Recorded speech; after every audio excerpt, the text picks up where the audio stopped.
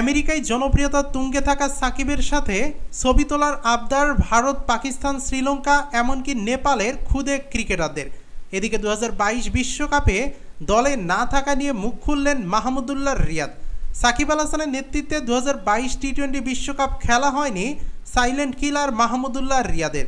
দীর্ঘদিন পরে হলেও সেই দিনের স্মৃতিচারণ করলেন তিনি। বিসিবির প্রকাশিত ভিডিওতে মাহমুদুল্লাহ বলেন, 2022 টি-20 বিশ্বকাপে আমি ছিলাম না, অবশ্যই খারাপ লেগেছিল। আমার কাছে মনে হয়েছিল দলে হয়তো আমি থাকতে পারতাম, কিন্তু হয়নি। ওটার জন্য আমার কোনো কষ্ট নেই। আলহামদুলিল্লাহ, আমি সবসময় যেটা বলি, দলের জন্য যতটুকুই আমি করতে পারি আমি আমার সর্বোচ্চটাই সবসময় নিংড়ে দিই। এদিকে মাঠে বিভিন্ন পারফরমেন্সের কারণে মাঠের বাহিরে নানা ইস্যুতে সমালোচনায় পড়তে হয়েছে বাংলাদেশের ক্রিকেটারদের।